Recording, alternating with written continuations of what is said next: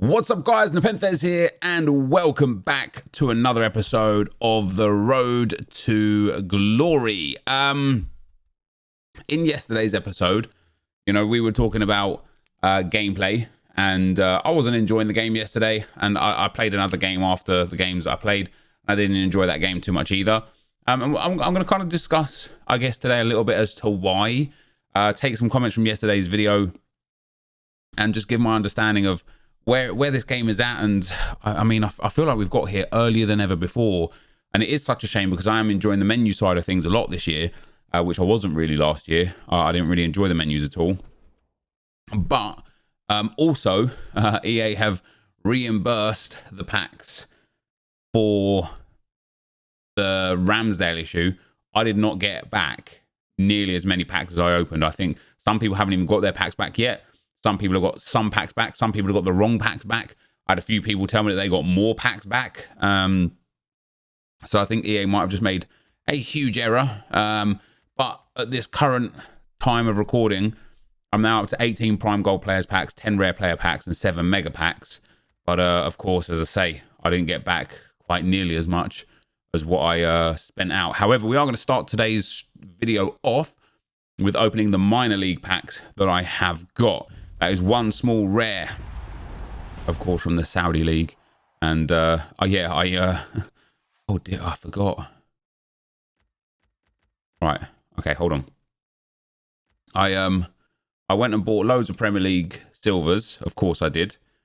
For like 23, 25, 2700.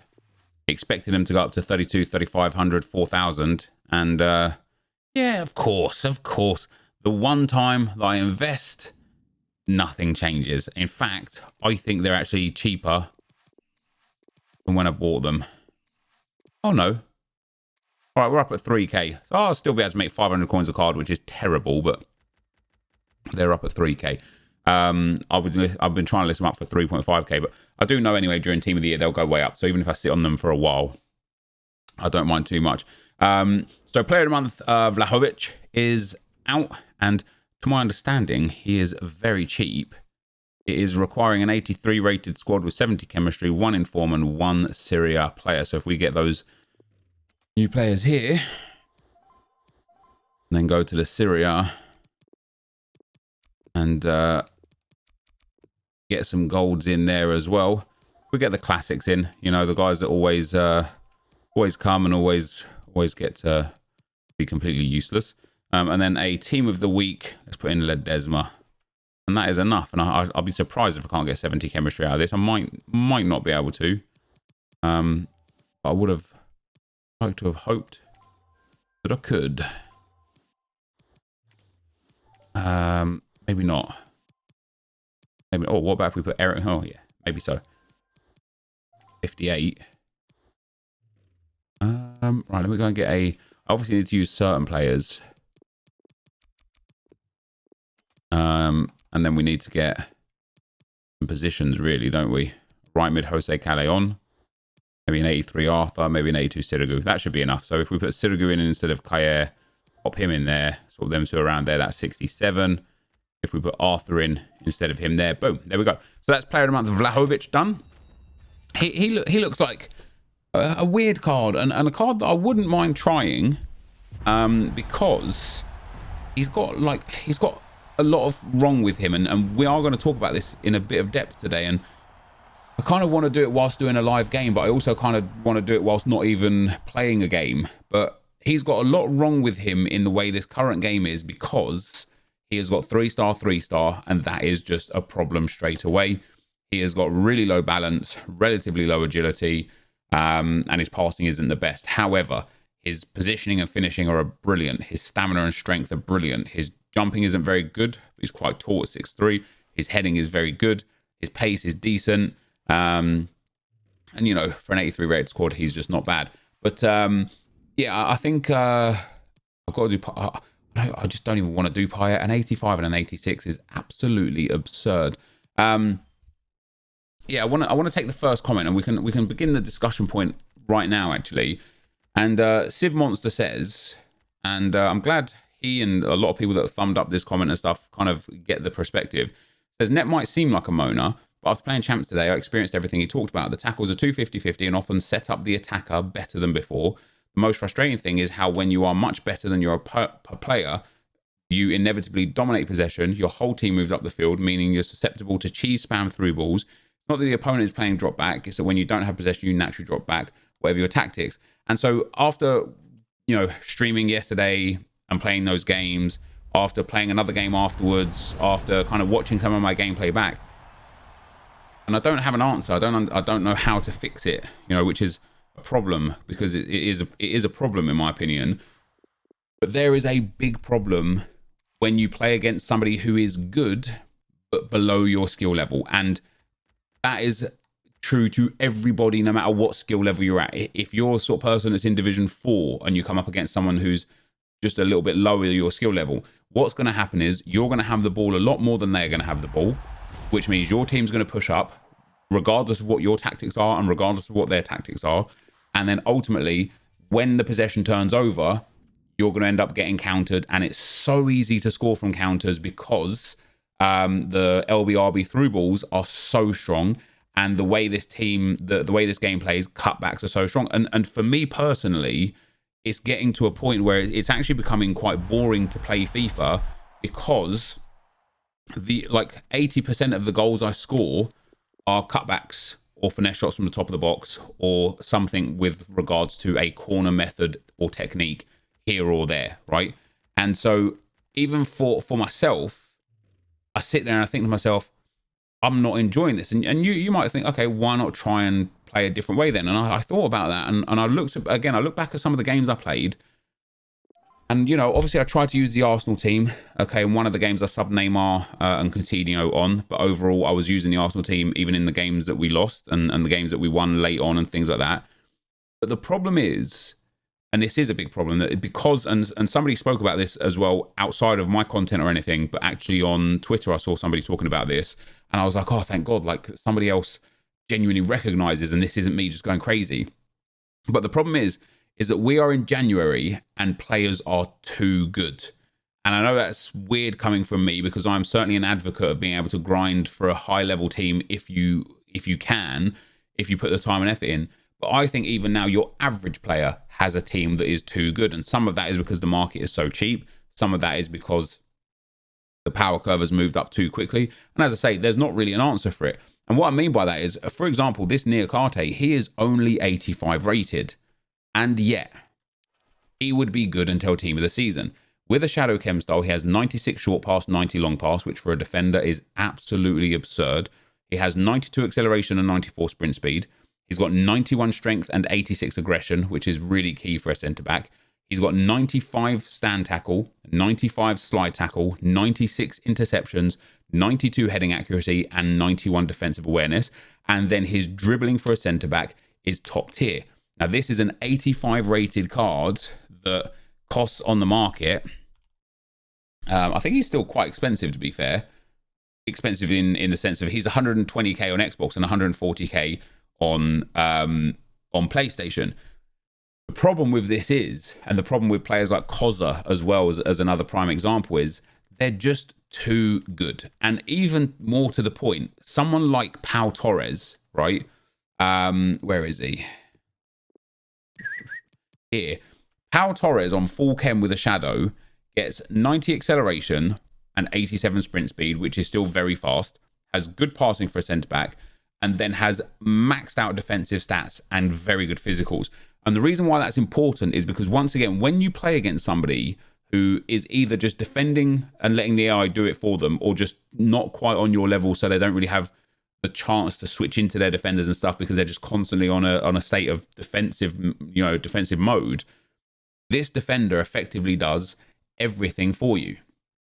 And so the amount of blocks that I come up against, and the amount of auto lunges and auto clearances, and the amount of times where I've got my opponent has got 7 or 8 or sometimes even 9 men in their extreme defensive third, you look at when the situation's like that and you think to yourself, how can I score a regular goal? Because there are so many bodies in the box. For me to actually etch out an opportunity would be next to impossible. What would a real football team do? They'd play it wide and cross it in. Play it wide and cross it in. in FIFA, you don't have that luxury. You either have to try and get a corner for some kind of cheesy technique, hit some kind of finesse shot from the top of the box, or eventually skill your way, unrealistically to the byline for a little cutback and tap in. And so even when you can play regular football or try to play regular football, one humongous issue is that everybody's team is so goddamn good and you can only control one at a time, but they just defend so perfectly. And so what happens is even when you have players like Aubameyang, who has 93 positioning and 92 finishing, if I'm up against somebody who is just in their defensive third a lot, I am going to struggle massively when I get a good chance, because, and I think maybe I touched about this in some of the videos, but what you effectively have to do is you have to get the right angle on the player's strong foot, which again is why someone like Vlahovic is not great in this current game's meta, because if you find yourself on his strong foot at the right angle, he'll be banging. But he's only got 3-star skill moves, which means it's way harder for him to find that right angle. He's only got 3-star weak foot, which means you can't really do it on either foot other than his strong foot. Someone like Aubameyang, you can shoot on his left foot because he's got a 4-star weak foot. Still might not be as strong as if it was his strong foot or somebody with a 5-star weak foot. But once you get into the box and you get like a chance where you're like, okay, this should be an easy shot / goal. What then ends up happening is your opponent has 4 defenders, 4 midfielders, and a goalkeeper right there. So if you don't find the right angle and the right foot with the right player, and then have these shooting stats, even then if you shoot, it will probably be saved.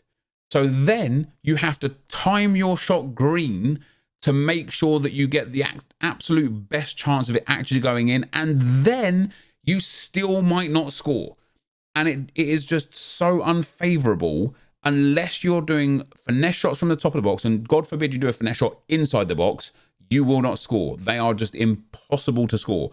And so what's happened as the game's developed, as EA have patched the game and as kind of like metas have emerged, we're in a point where it's not like you can, it's not like the best chances are to score with cutbacks and finesse shots, and then there's another couple of really good ways to score that you could use, and then a couple of like mid-range like shot types or techniques where you're like, oh, let me try this if I'm winning comfortably, and then a few where it's like, okay, these don't really work. It's like you either have to score from counter-attacks, finesse shots from the top of the box, or cutbacks, because if you don't score from those 3 techniques, the likelihood is you will not score most of your good chances. You will create multiple good opportunities and you will not score from those multiple good opportunities because of the fact that the game is set up so that people that play super defensively have that massive benefit and that massive luxury of getting these absolutely insane high-end defenders who are extremely cheap to do all the work for them. And then, of course, as I said, because we're in a situation where the LBRB over-the-top through balls are so good, people just defend, let the AI do it for them, get the ball, pass it out to a fullback, spam one over the top, they're in behind. Maybe they don't score from that one, but that's okay, because when you attack again, guess what they're going to do?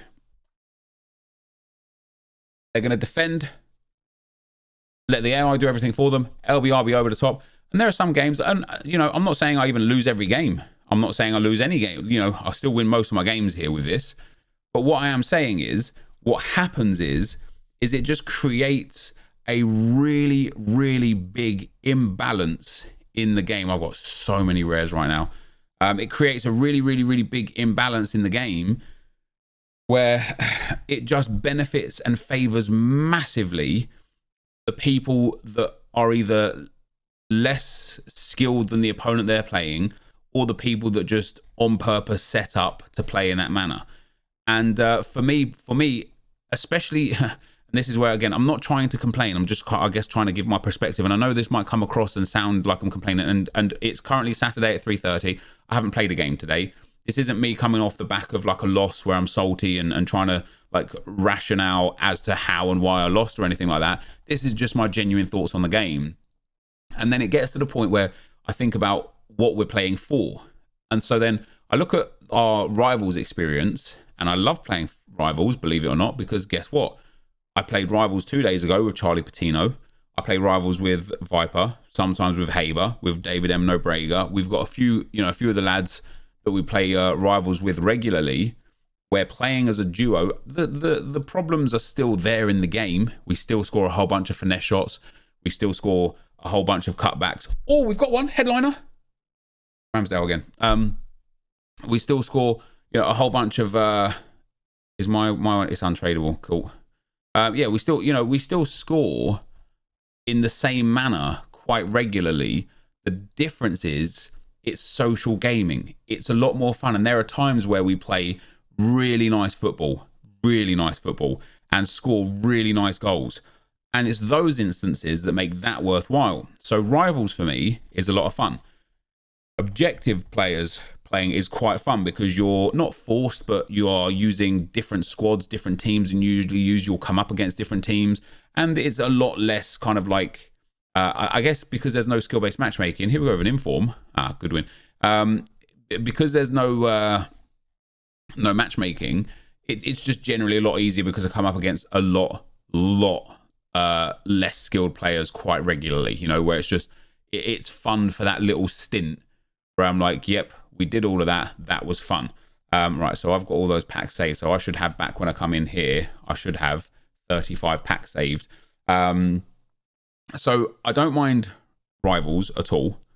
I quite enjoy objective stuff completely. I do enjoy playing in the draft because it's a maximum of 4 games with a really fun team. And then you think of champs. And I think about champs. And we have got 35 packs, which is absolutely perfect. I think about champs and I think about what we're playing for here. And I think I'm 3-2 in champs at the moment as well. I am 3-2. And I don't care because when we think about champs and we think about what do we actually get from champs? Okay, let's give myself the low end benefit of the doubt and say I get 11 wins this week, right? So we get to here. Oh, not here. Here, isn't it? Yeah, we get to here. So we get 3 red player picks, and the absolute best that I could possibly get would be a 92 Kante, who, with the utmost respect, probably wouldn't get into my squad.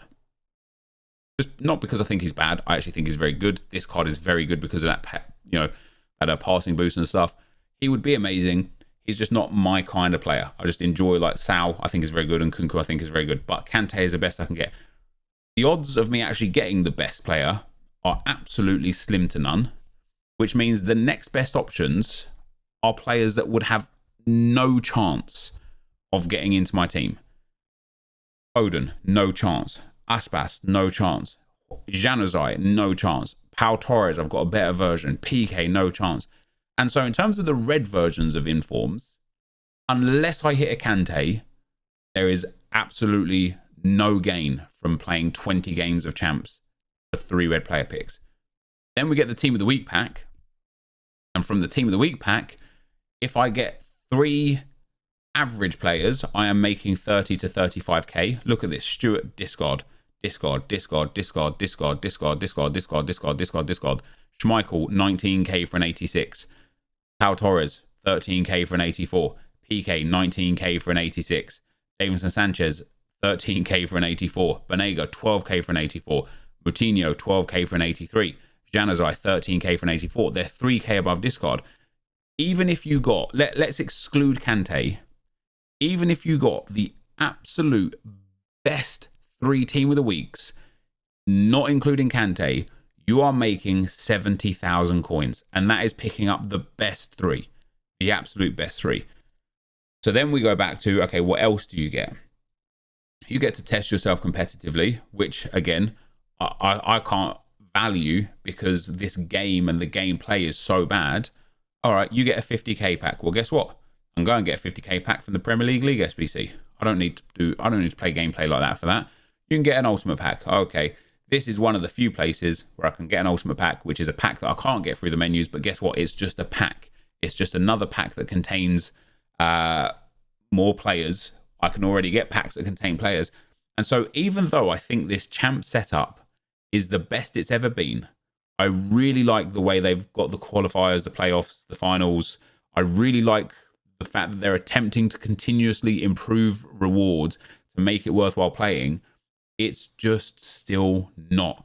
And I sit here and I look at my teams and I think to myself, especially now we've got Ramsdale, right?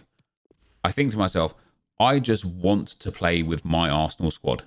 I love Arsenal a lot. It's amazing for the first time in such a long time that we're actually doing well and we're actually getting performance-based special cards. You know, Martinelli, Gabriel, Ramsdale, White, Saka, and Smith Rowe, all performance-based. I've got 2 icons in there. I've got Aubameyang, who's amazing, Tierney, who's amazing, and we're just missing 1 player. I could just go and buy Ashley Cole and just play Ashley Cole in there. But I look at this team and I think, I just want to play with this team. But I know for a fact that the fact that I don't have a single 5-star weak foot player or a single 5-star skill move player is going to hurt me massively because of the way this game plays. But not only that, not only do I not have any 5-star skillers or 5-star weak foot, I have 1 4-star in Smith Rowe and 1 4-star in Aubameyang. And then other than that, it's 3-star on Saka. It's 3-star on Vieira. It's 3-star on Petit. It's 3-star on Martinelli. So 4 of my attacking players or my midfielders and attackers are 3-star. And it makes it insanely more challenging when I'm against all just even worse players because teams are so relevant. And so it gets frustrating not being able to just use these. And some of it is ego because some of it is me putting that kind of like expectation on myself to get X amount of wins or Y amount of wins. And when I don't do that, or when I play with a team that makes that a lot more challenging, it gets a lot more frustrating, right? I'm very certain if I just played with this team for 20 games, I would get 11 wins. I would expect myself to even get up to the 14 win mark as well, but I'm very certain I'd get the 11 win mark, right? And then I look at all the players that we've got. I look at players like Pandev, right? I think to myself, this is a high-low 4-star, 6 foot tall player I've not played a single game with. And do you know why I've not played a single game with? Because he, with respect, I don't care how good his shooting stats are, how good his dribbling stats are, his pace or his physicals or anything, he is in the same boat as everybody else who isn't this guy, or who isn't this guy, or who isn't this guy. Because just having the 5-star skill moves or the 5-star weak foot means that I would be more successful with somebody that has 97 pace, 90 dribbling, 79 shooting, 77 passing, and 68 physical than I would be with somebody who has less pace, but 11 more shooting, 3 more passing, the same dribbling, and 10 more physicals, and better weak foot, right? But just because Gelson Martins or Vinicius Jr. or Wilf Zaha or Neymar has 5-star either skill moves or 5-star either weak foot, it just means that they are considerably better in the game. And it's really triggering because it's like, as I said, like, this isn't about me necessarily moaning. This is about me just giving my kind of interpretation of where the game is. And I don't know how to fix it. I don't know what EA can do to fix it because the issue, in my personal opinion, or one of the main issues is, yet again, stamina is not depleted enough for players that play extremely defensively. And that means that they could just counter the whole game. Even if they sit on press on possession loss or constant pressure, they could just play defensively the whole game for no punishment. Whereas in the real world, if a team sat back for 70, 75, 80 minutes, they're just going to be drained. Less so physically, more so mentally. And that is not interpreted in FIFA. And it makes the kind of imbalance just massive, in my opinion. So yeah, it's not necessarily a case of I'm real angry. Let me bitch and moan about this game. It's a case of like, but from my personal experience, and your experience will be different, absolutely. But from my personal experience, this game's flaws are so kind of exacerbated now that I am losing the enjoyment levels of just playing the game, and which is quite sad because we have played, I would think, more this year than at any point in a game cycle in this year, right? There was one year, FIFA 20, I played hundreds and hundreds of games of drafts. I just loved draft in FIFA 20, and so I played it regularly. I didn't play much champs. I didn't play much rivals. I just played a load of draft. This year, as you can see there, we've got 350 games in friendlies. On the nose, 350 games, right? We have also got... Where are we? There you go. We've got another 800... What's that? 1,200 odd games in regular games. So I've played in excess of 1,500, almost 1,600 games. And we're not even at Team of the Year yet. 1,600 games. And so, it's not a case of me saying, oh, I don't play this game and this game is bad or anything. I've played this game to death. I have enjoyed this game. The start of the game cycle I thought was brilliant, and it has got progressively worse, and it's gotten worse for me personally now, to the point where it's like, why am I playing? Why do I care about champs? Why do I care about champs? I don't care about champs. And so you think to yourself, you don't care about champs, NepentheZ. Why not just play with the Arsenal team and don't care about what rewards you can get? And I love that mentality, right? And I subscribe to that mentality. And the thought of doing that is beautiful. The thought of just being like, let me just take my Arsenal team in, and come what may, we'll just do our best. And if it's not good enough, then so be it. We had fun. That lasts for about half a game. Then the gameplay starts kicking in again. And you're like, oh my God, this game is just so blur. I'm not having fun. I'm not having fun with my big team. Why would I have fun with an even worse team? And, the situation just de-escalates very quickly from, oh, this would be really fun, to this is horrific. I am not enjoying this in the slightest. So with that being said, of course, I've been talking almost 30 minutes now. And I think I don't know where to go, basically, guys, right? I don't know where to go, because I do enjoy playing the game with people. I enjoy the co-op stuff in Rivals. I enjoy playing for the objectives, and I'm more inclined now to go and play for Zakaria than I am to play champs. And the thought process there is like, let me go get Zakaria. Let me go and put him in instead of Nkunku. Let me have Zakaria, Sal, and Babu, and Niakate as my players. Right, how cool would that be? That'd be pretty cool. But maybe even play Zakaria at centre back. But it's not going to make the game better, So yeah, I don't know. I think I'm going to play one game. I'm just going to play one game with this team, guys, and we'll see how it goes. And that will probably be the end of the video. I mean, it's already 30 minutes long, so one game as well is going to make it a very long video. And I just think it's one of those times where it's like, it's just pertinent now to kind of discuss where the game's at, in my opinion, because I do think this game has got progressively worse as time's gone on.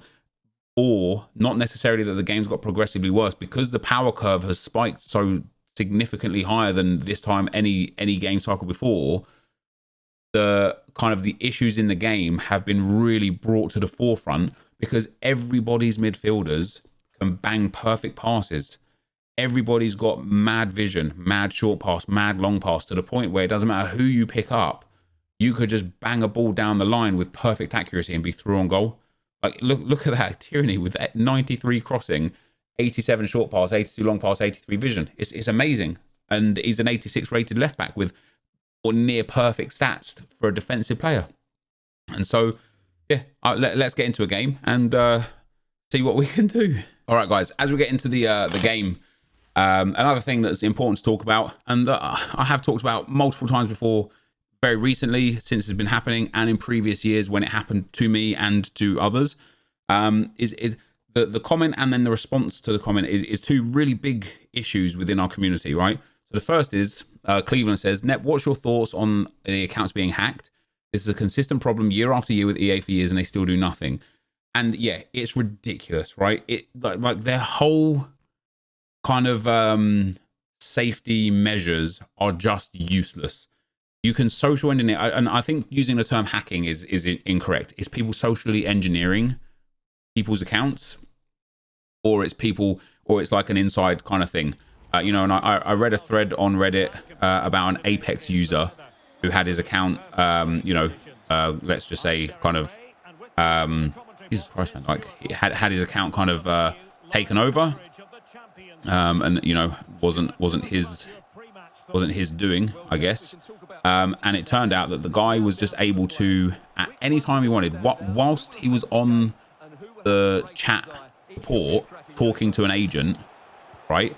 Whilst he was on chat support talking to an agent, his account email got changed and password got reset whilst the guy on the account was like, don't worry, he'll not get back in after this. And it's like, when there's like that level of just blatant mishandling of accounts, it goes deeper than what can we do about this. EA need a complete overhaul with the way they run things. You know, I was watching Nick talk about it a little bit. I know Run the Foot Market Nick's been hacked. I know Bateson's been hacked. I know, you know, multiple top 100 players have been hacked. And it's a case of like apparently, I don't know too much about this side of things. Apparently the two-factor authentication can be bypassed really easily on web app, which is crazy. Now, I got hacked back in FIFA 12, and I lost everything. And one of the issues was the profile that they created became another profile on my account. But what had happened is, when I got my account back, they still actually had access to the account. Even though I was in control of the details, I was now in control of the email, the password and stuff like that. They were effectively logged in just under a different profile. So, you know, they could just log onto the web app, switch the profile to theirs, and then even without having to hack me, they just had access to everything that I had over and over and over. Eventually, that got fixed. I got my stuff back.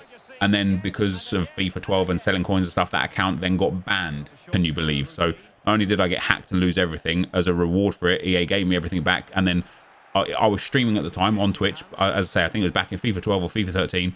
I was streaming at the time. And I was like, okay, I got 30 million coins back. And I was like, oh, guys, we can go shopping. 2 minutes later, boom, banned on that account because I was promoting coins. Even though that specific account had never done anything with regards to breaking the rules, because it was my account, that's what they did. I would make a brand new account, I'd put FIFA points on it, I'd open packs, that account would get banned. Just not because that account specifically was kind of breaking the rules, but because I was breaking the rules and owned that account by promoting coins, that account was banned. All right, fair enough. It's EA's game. That's me doing something I shouldn't have been doing, I guess, in the coin promotion side of things. There you go. That's kind of, I'll take that one. I'll take responsibility for that one. That's fine. The next problem we have is this kind of combative community that we've got, this kind of toxic community that we've got. A response to the comment of the hacking. And listen, I'll give my thoughts on what EA can do to remedy hacking in just a second, right? But one of the responses was, he doesn't care until it affects him. And that's got a lot of thumbs up. And I see this sort of behavior a lot. I see this, you know, I've seen it towards basically every content creator that hasn't been hacked.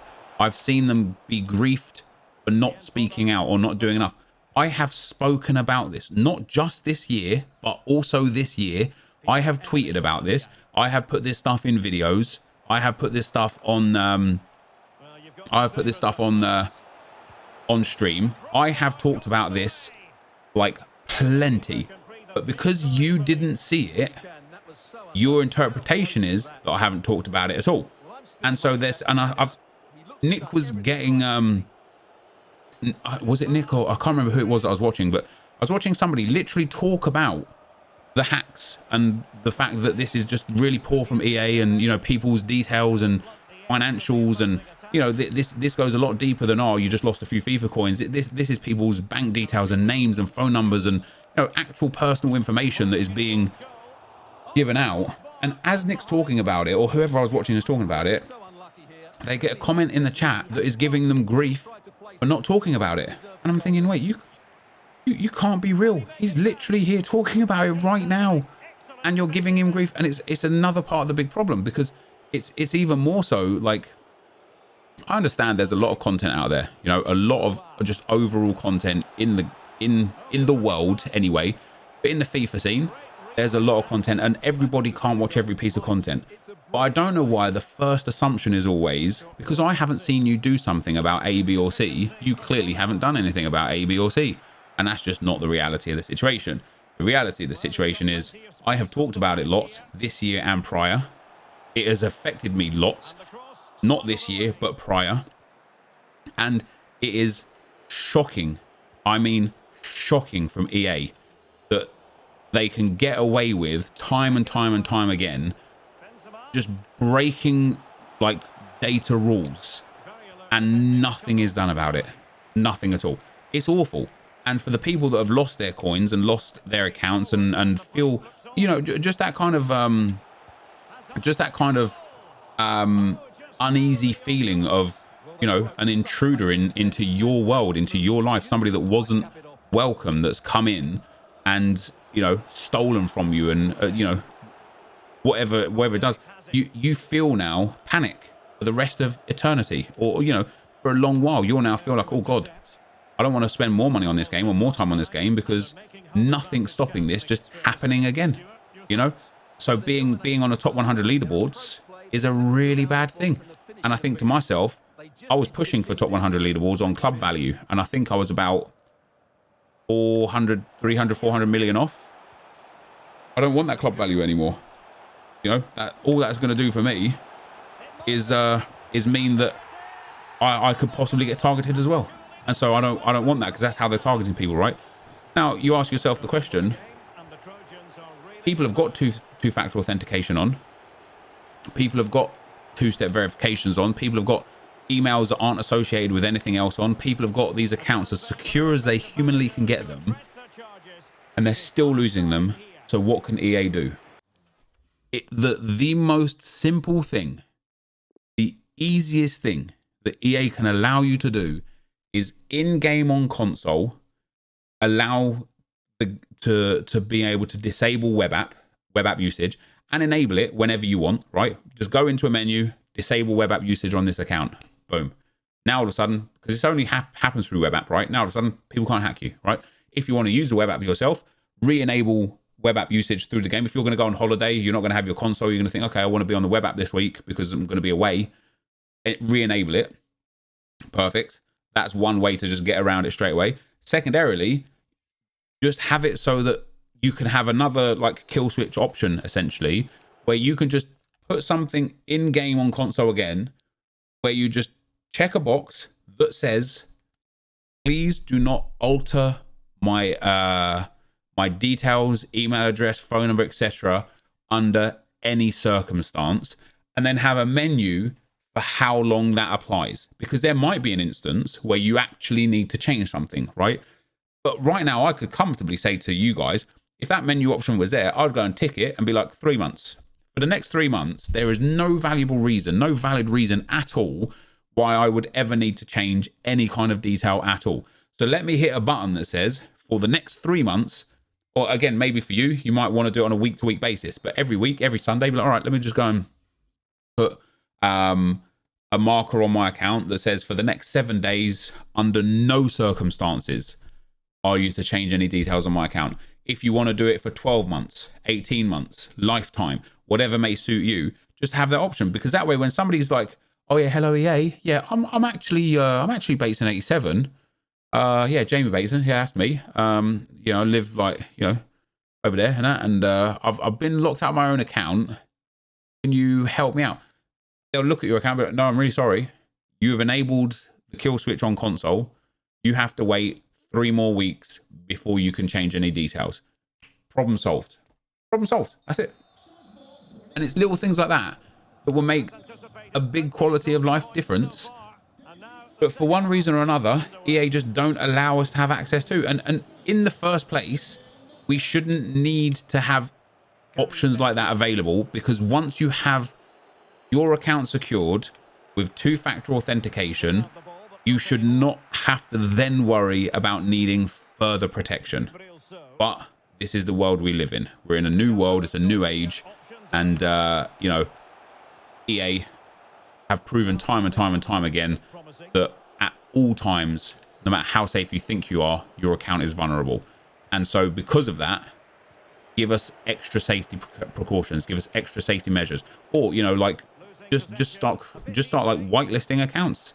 Once you get into the top 100 for any given reason on any leaderboard, whether that's match coins or whatever it is, just give you a new set of like options. Again, you know how like when you get to the elite division, you can you get like the competitive switch comes, right? So when you get into the elite division, if you don't know, I mean, I should have it pretty soon, but once you get into the elite division, you have that like competitive tab open up, which allows you to do 2v2 co-op games and competitive side of things. Once you get into the top 100 leaderboards, just put that account on a whitelist. So it's like, okay, now from this point onwards, any changes to be made to this account have to go through a higher level of security and just can't possibly be done in that standard EA help, or let me just message the first person that shows up kind of thing. But no, this is one where it's like, oh, you want to change the details on this? Unfortunately, this is a, you know, let's just call it a marked account or whatever. Unfortunately, this is a marked account. I can't just change these details. I'm going to have to put you through to the whatever it may be team, and they will assist you because I can't do anything. And so there again is just, it shouldn't have to happen, but there are so many really easy, quick fix, insta measures that EA can implement just like that and resolve so many of these issues, because at the moment it's out of control. Anyone that's in a top 100 for any reason at all, your account is you know, could very well be taken over. And again, I think the term hacking is used far too lightly, because people aren't hacking people. People are socially engineering them based on what if, like, you know, once you go to a top 100 player right now, if you just Google that name, all kinds of information can be found. Emails can be found, or phone numbers can be found, or real names can be found, and you know, where they live can be found, and just so much is on offer because of the way the internet is, that it's not hard to just pretend you are that person. Okay, maybe the first person you talk to doesn't buy it, maybe the second person does, maybe the third person does, maybe it's the eighth person that buys it. But when you're talking about people with millions, hundreds of millions of coins, tens of millions of coins, it's worth asking 8 people, 9 people, 10 people, you know. So yeah, I think just because you know, to kind of segue here, just because you may not have heard me talking about it, it doesn't mean I haven't talked about it. Just because you may not have seen that tweet or that video or that stream doesn't mean that I don't care, because it doesn't affect me. That is just such a really, like, kind of just poor way to look at anything in the world, because if that's the way you look at things in the world, that means every single issue that there is an issue on, you just immediately assume that nobody's doing anything about it because you haven't seen it, and it's just poor, right? So let's just change that mentality up. Let's just be better in that regard. And that right there is a prime example, right? A prime example of what's wrong with this game. This guy did everything he could possibly do. He got in behind. He got to the point where he got the cutback on. He got a shot that it just should go in, and Casillas still made an insane save. And then Ousmane Dembele scores from a header from a corner. Now tell me that this game is right? This game is not right. This game is so wrong, it's crazy. This game is so dumb, it's crazy, because this guy has done everything he can to work a great opportunity, and the keeper's just saved it like it was nothing.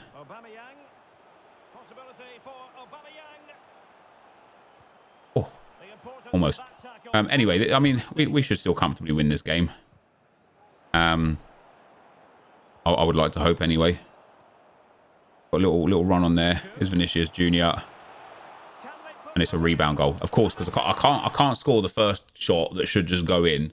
It has to be the rebound goal that goes in. It's just, such is this game. Let's bring on players we don't usually bring on. Vasquez in there at centre back as well. Bit of fresh legs in a centre back. Yeah, it's an instance like that again.